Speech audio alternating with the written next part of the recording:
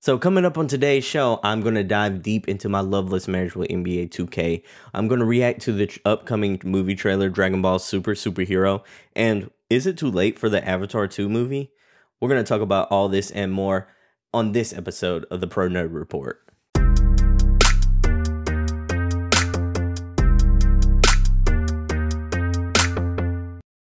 It's time for another episode of the Pro Nerd Report.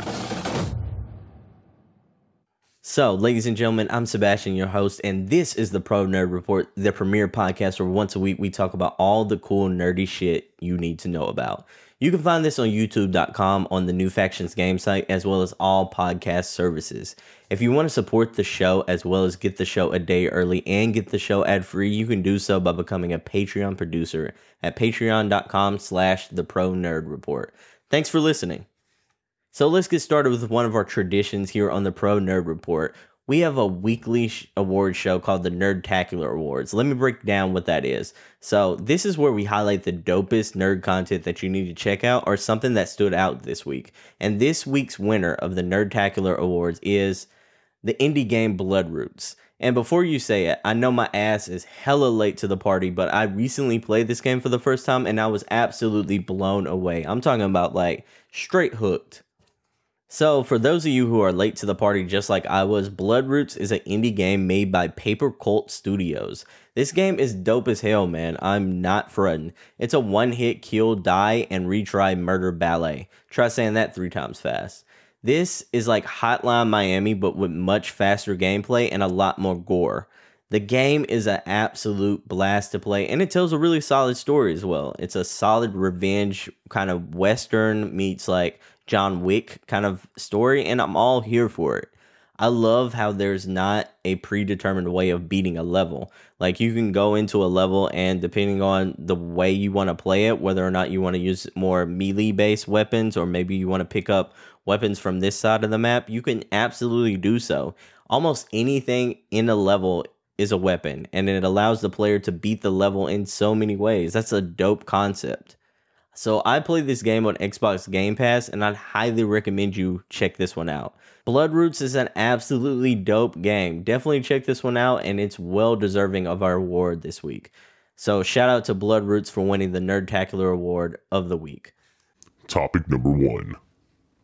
So this first topic, it's going to be a little weird. Hang with me, okay? But I think I'm going to have to tell y'all about my relationship with NBA 2K. I want to see if y'all understand where I'm coming from, how I feel. Like, I am in a complicated situation with NBA 2K right now.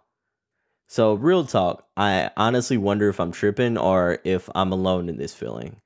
Let me know in the reviews in the comment section if I'm acting crazy or if you can relate. So, without further ado, let's dive deep into this dilemma. Let me explain. Let's start from the beginning. So when we first met, it was love at first sight. Sort of like when you see someone fine across the room and you're like, damn!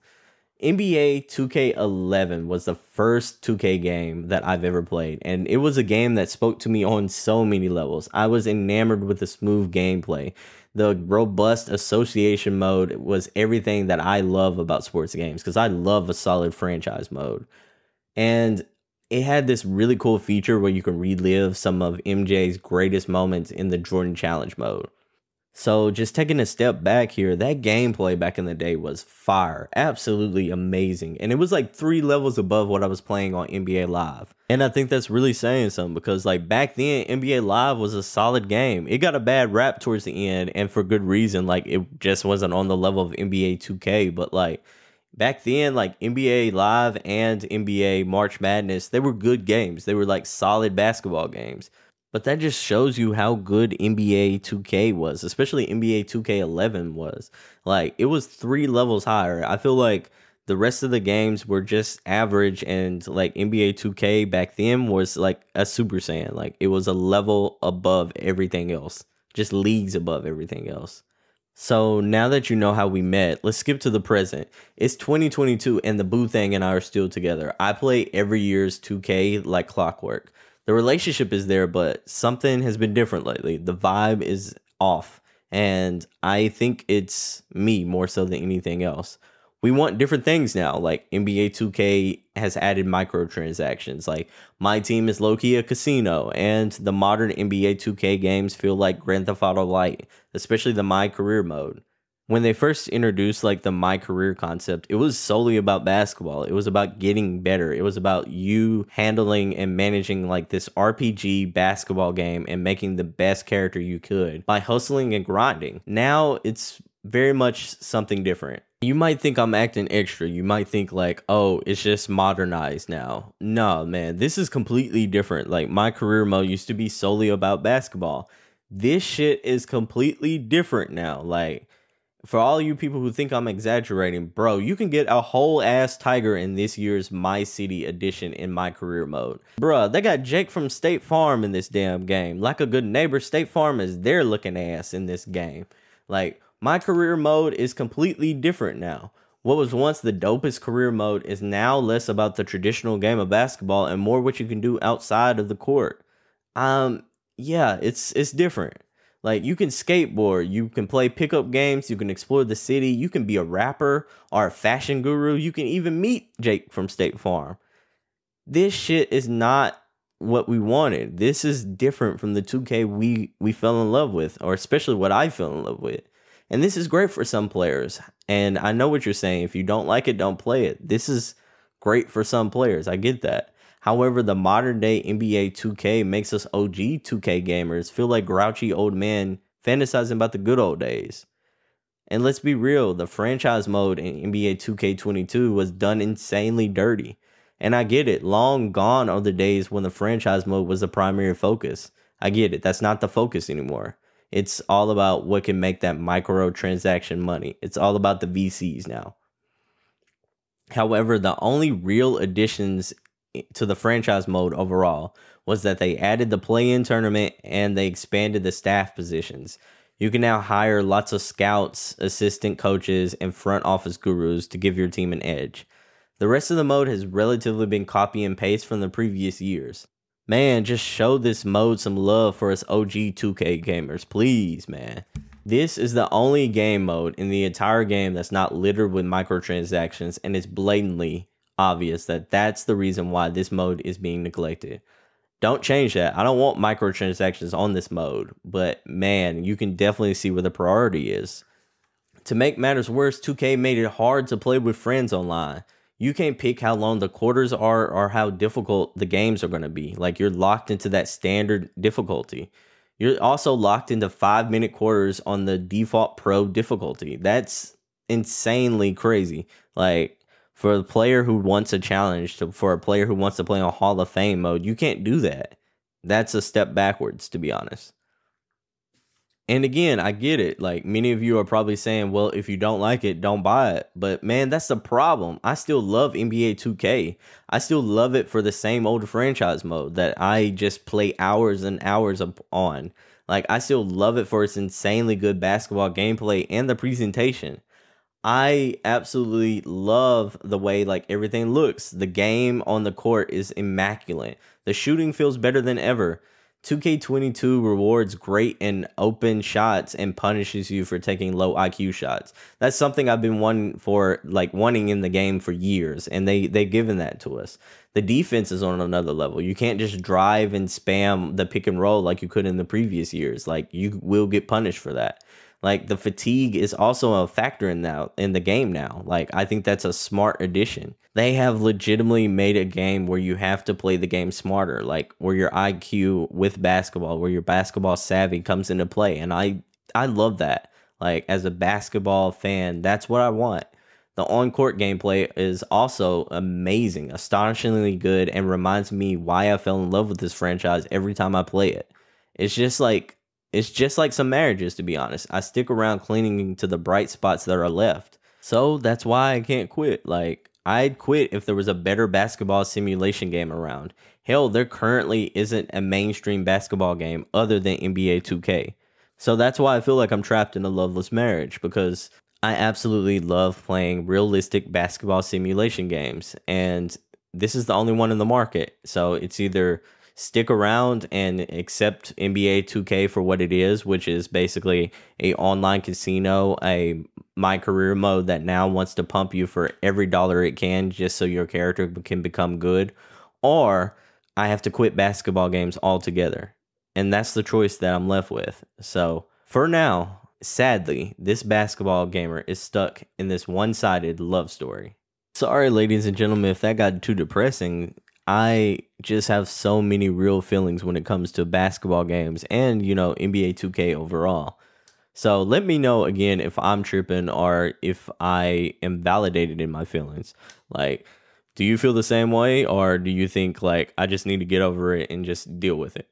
Let me know how you feel in the comments below. Topic number 2. So let's switch gears for our second topic of the show. For our second topic, we're diving deep into the world of anime, and I'm going to talk to you about the new Dragon Ball Super movie called Dragon Ball Super Heroes. So recently, the trailer just dropped, and I ain't gonna lie to you, I'm not gonna front. I wasn't feeling it like I hoped that I would.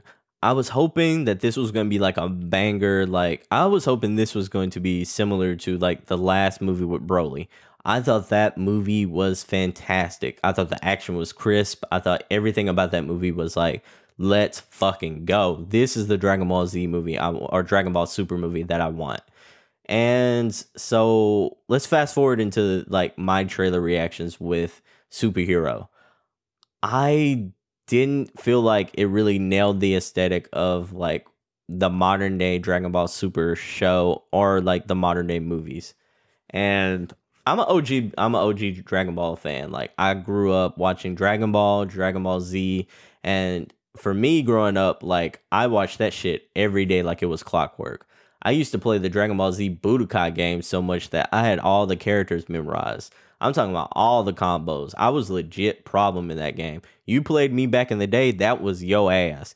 So like that's my Dragon Ball Super history. I watched all the Super episodes. And I watched all the even janky ass episodes of Dragon Ball GT. Don't play with me. Y'all know that shit was trash. So I'm a huge Dragon Ball fan. Like anything Dragon Ball, you pretty much got me. I'm going to try out the games. I'm going to try out the movie. And this movie's no different. I'm going to still watch this thing. But I was a little bothered by the trailer. And for two major reasons. One was the art style. That 2.5 CG art style doesn't feel like it embodies Dragon Ball Z or that Dragon Ball Super DNA. Like, I wonder why they switched styles to begin with, because to me, this is a step back. It wasn't too long ago that we got like a super crisp, pristine presentation in the Tournament of Power arc in Dragon Ball Super, and that shit was amazing. Some of the best all-time fight scenes in Dragon Ball history. I could rewatch those like scenes over and over again. They were bangers. But with Super Hero, I think we moved in a completely different direction, and I'm not sure why, because it seems like we're going backwards. I don't think anyone and their mama complained and said we need to get better. We need a better art style, or we need an art style that looks like a intro PS4 cutscene. And I feel like that's what we got here. I hope that when I'm watching the movie, I'm proven wrong and that the art style and the animation's gorgeous. But, I have my reservations based on what I saw in the trailer. My second problem with the movie, and this is a big one, and this has more to do with story than it does like the actual presentation of it. And my second main problem is the fact that the main antagonist is the Red Ribbon Army group. Because let's be real, those mofos haven't been relevant in a very long time. It was a stretch. I'm talking about a stretch to see them as a threat back in the days of like Cell and the Android saga. Much less now. Now we like Goku and Vegeta are on God level. Piccolo is like he just had a solid showing in the Tournament of Power. Gohan is still Gohan and everything like that. But like a lot of our characters have leveled up in the Tournament of Power. So we need better antagonists than the Red Ribbon Army. And I know we got Cell. Like, I know we got this new version of Cell. But, like, I feel like we passed that now. Like, we should be on another level. The last time the Red Ribbon Army was, like, relevant was, like, back in the days of Goku as a boy. That was back in the Dragon Ball days. Like, straight Dragon Ball days. And that ship has long since sailed. So, can we be real here? Like, it's about time the Red Ribbon Army and that whole concept, everything about it goes off into the sunset. Let's give it a rest. Like, it's time to create some new antagonists. You have universes fight each other in the tournament of power. Like, come up with a threat from another universe or something. Some shit like that would have been way more intriguing. Man, I don't know, but I'm not a writer, but like you could have came up with something better than the Red Ribbon Army and them coming up with a new sale. All the things have to come into an end, and it's past time we let the Red Ribbon Army rest in peace. So, one major thing that really had me excited about this movie, though, is the fact that it can make Gohan and Piccolo feel relevant again. I've felt like ever since the Buu saga and Dragon Ball Z, I feel like it's been Goku and Vegeta just carrying this franchise. Like, anything that happened, they are the stars. And it's for a good reason. I get it. Like, you didn't trust Gohan to like pick up the mantle. You fumbled the bag though, because you set up Gohan to be that dude. He should have been the franchise player after the Cell saga. You can still have your cake and eat it too. Like, you can have Goku like do spin-off adventures. Like, you could have had Goku and Vegeta like do their own thing, but like the main centric and like protagonist should have been Gohan going forward. Like, he was set up to be the heir apparent, and you just dropped the ball on that. Again, I'm not hating on them. Like, Vegeta's one of my favorite characters, if not my favorite character in all of anime. And Goku and Vegeta are the GOATs, but it's time to pass the mantle on. And Dragon Ball Z and the Dragon Ball universe is huge. Like, flesh that shit out. We got so many characters. Like, we have a roster of people. Give them some screen time. Let them have their moment in the sun. I'm so glad that Gohan and Piccolo are finally getting their chance to shine. Like, they are finally getting their moment in the sun. It should have happened a long time ago, but you know what they say, better late than never. So, ladies and gentlemen, we'd love to tell you about our sponsors. Today's show is sponsored by patreon.com/thepronerdreport. Do you want to support the show? Do you want to aid me in my quest to avenge my best friend and become a Super Saiyan? If so, and you got some dollars to spare, become a Patreon producer. By becoming a producer, you can support the show as well as get the show a day early and the show ad-free. So if you want to show some love and support the show, go to patreon.com/thepronerdreport. Thank you, and let's get back to the show. Topic number 3. So let's switch topics for our last topic of the day. Let's switch subjects here. Let's talk about the upcoming Avatar sequel. We're getting a sequel that's 45 years in the making. That's right, it's really happening. Avatar: The Way of the Water trailer has dropped, and as of this recording, it's still slated to come out this December. Am I crazy? Bear with me here. Am I insane? I was thinking about how I felt about all of this as a whole, and some interesting questions popped up in my mind. My crazy ass head of mine. I think the biggest question out of all of this, the biggest question to come out of this movie later this year is people going to care? Are people still going to care about the Avatar almost 13 years later? Can this sequel take the world by storm like the record-breaking original film? Because let's be honest here, I don't think so. Here's my logic, and here's why I think that based on the first trailer. So initially, I was underwhelmed by the trailer. You know how it is. This is the Pro Nerd Report. I tell it like it is. And I'm going to be honest with you. Like, this trailer didn't really pop off to me. So I do think this trailer looked good. Like, I think this might be a gorgeous movie, but I'm concerned about the narrative. I'll go into that more in a minute. But sticking with the visuals, though, I think it looks leagues better than the first one, especially with all the scenes dealing with water.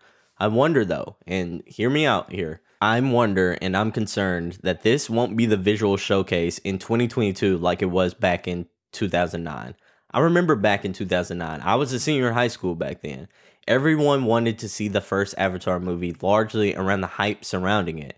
Back then, it was like a huge hype around the visuals. It was the intro into the 3D movie phase, and it felt like it was this big, technical, once-in-a-lifetime movie experience. It was supposed to be the future of movies. That's how it felt back in 2009. But that was 13 years ago. Movies have come a long way since then. And let's be real, we've seen plenty of gorgeous movies since that time. Like, CG technology has come a massive long way since then. Let's be real, what is going to feel special about this movie in 2022? Are the Navis going to feel special? Because I don't think so. I think they're going to come across as off-brand CGI creations more so than they're going to be like this big spectacle. And before you bash me, like, really think about it. Think about how much detail they put into Thanos for the Avengers movie. He looked insanely good, and if they aren't on that level, at least visually, then that charm, that visual showcase charm that the first movie had, is gone. And that's a big part of the appeal for this franchise. And then if you take things a step deeper, if that's gone, if like the visual appeal is gone, then what's left? Is it the narrative?